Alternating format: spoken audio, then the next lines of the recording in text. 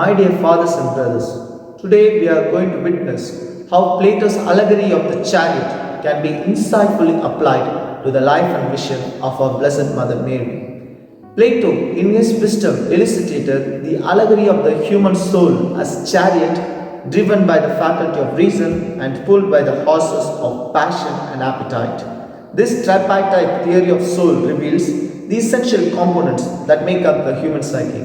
On this basis, into three divisions, each with its characteristic desire, Plato provides a psychological definition of virtues in terms of the harmonious working together of reason, passion, and appetite.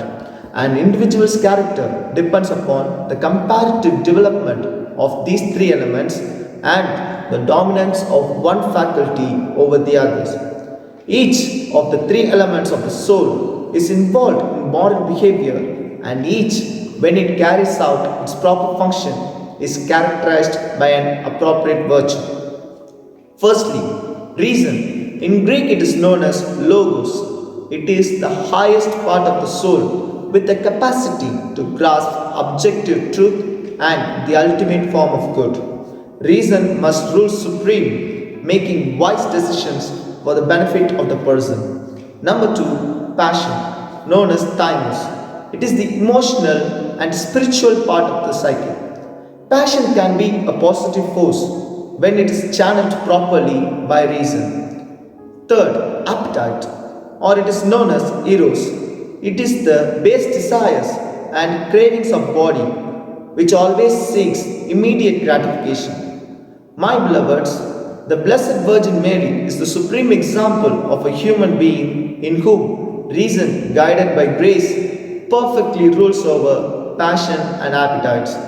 Governing the soul constitutes wisdom, and wisdom is the excellence of the reason part of the soul in judging well. From the moment of her Immaculate Conception, Mary's reason was illuminated by the divine wisdom and perfectly aligned with God's will. Mary's reason was always clear, focused on the truth, and able to make wise judgments. That is why she is called the seat of wisdom and the mirror of justice. Her reason, guided by grace, made her the perfect vessel for the incarnation of the Son of God. The support of reason by the passion or spirit constitutes courage. Courage is the excellence of the spirited part, maintaining its loyalty to the commands of reason and wisdom.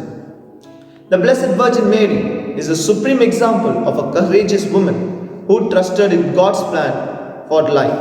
At the foot of the cross, Mary stood by her Son, her heart pierced with sorrow, demonstrating her strength and devotion.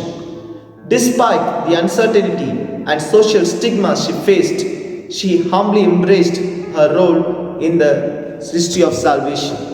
Her courage and trust in God's plan serves as an inspiration for all believers to follow God's call no matter the cost. Finally, Mary's appetites and bodily desires were perfectly subject to reason and grace. If appetite is allowed to dominate, a person will be ruled by the base desires and will never achieve true well-being. Rational regulation of appetite constitutes temperance.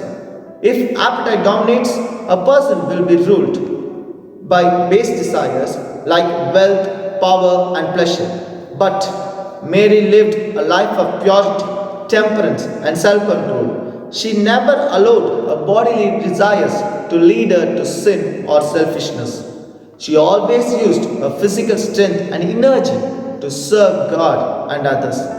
So, let us look to the Blessed Virgin Mary as the example of harmonious working together of reason, passion, and appetite. May we strive with the help of God's grace to imitate her virtues and allow our souls to be guided by reason, passion, and appetite, but which is kept in check. Mary, the abode of all virtues, pray for us.